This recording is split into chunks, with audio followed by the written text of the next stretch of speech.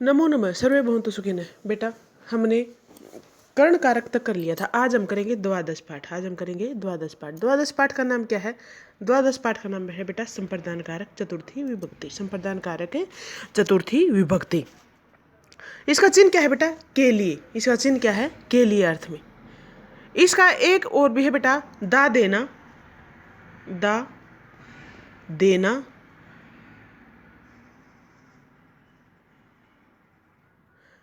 नमा नमस्कार करना, दा देना, नमा नमस्कार करना, नमस्कार,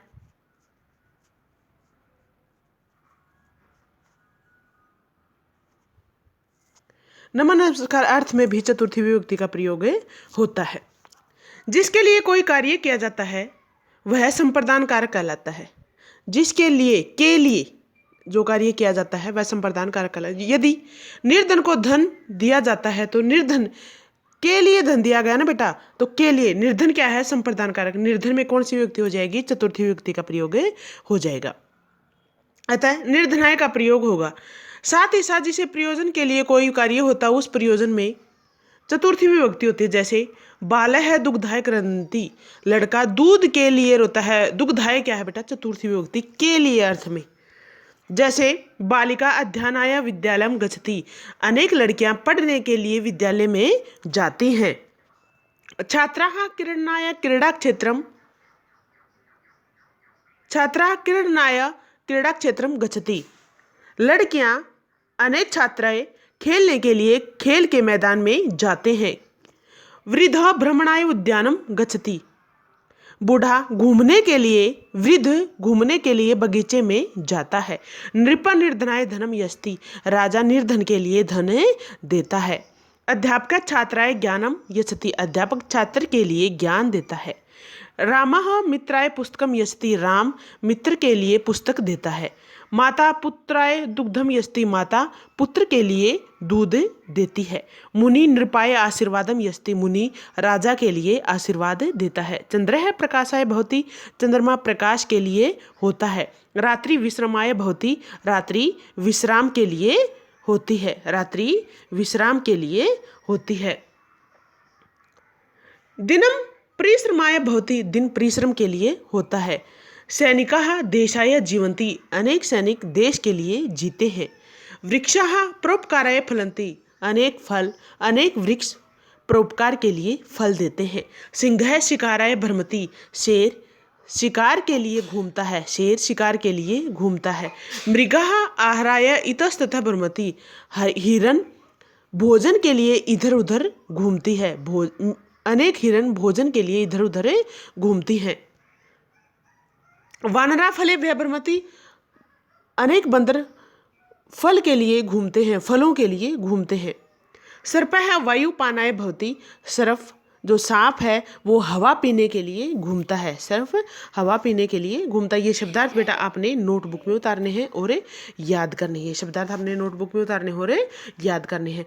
इसमें बेटा मौखिक कार्य में पुल्लिंग में चतुर्थी विभक्ति क्या हो जाएगी? बालकः बालकाभ्याम बालकेभ्यः, बालकः बालकाभ्याम बालकेभ्यः।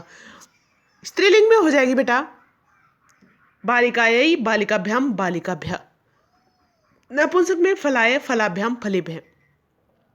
उसी प्रकार से बेटा पुल्लिंग में देव, राम और बाल भी बालक की तरह चलेंगे। रमा गीता अध्यापिका चलेंगी बालिका की तरह। पत्र पुष्प मित्र चलेंगे फल की तरह। ठीक है बेटा। आगे है बालिका किमर्थम विद्यालयम गच्छन्ति अध्ययनाय, लड़की विद्यालय में पढ़ने के लिए जाती है। वृद्ध किमर्थम उद्यानम गच्छति, बूढ़ा किस लिए बगीचे में जाता है। भ्रमणाय घूमने के लिए। नृपः कस्मै धनम यच्छति, राजा किसके लिए धन देता है। निर्धनाय निर्धन के लिए। रामः कस्मै पुस्तकम यच्छति, राम किसके लिए पुस्तक देता है। मित्राय मित्र के लिए। चंद्रः कस्मै भवति, चंद्रमा किसके लिए होता है। प्रकाशाय प्रकाश के लिए होता है। चंद्रमा किसके लिए होता है बेटा? प्रकाश के लिए होता है। मुनि कस्मै आशीर्वादम यच्छति, मुनि किसके लिए आशीर्वाद देता है। निरुपाय राजा के लिए। रात्रि कस्मै भवति, विश्रमाय विश्राम के लिए। वृक्षा फलै कस्मई फलंती, वृक्ष किसके लिए फल देते हैं? परोपकाराय, परोपकार के लिए। सिंह कस्मय भ्रवति शिकाराय, शेर शिकार के लिए घूमता है। पठनाय, पढ़ने के लिए। खेलनाय, खेलने के लिए। धावनाय, दौड़ने के लिए। ज्ञानाय, ज्ञान के लिए। छात्रेभ्यः, छात्रों के लिए। बालिकायै, लड़की के लिए। आहाराय, भोजन के लिए। ये हो गया बेटा परस्पर मेल। अब है दिए गए वाक्य को शुद्ध उत्तर चुना है। माता पुत्राय दुग्धम यच्छति, माता पुत्र के लिए दूध देती है। बालकः क्रीडायै गच्छति, बालक खेलने के लिए जाता है। सिंहः शिकाराय गच्छति, शेर शिकार के लिए जाता है। राजा विप्राय धनम यच्छति, राजा ब्राह्मण को धन देता है।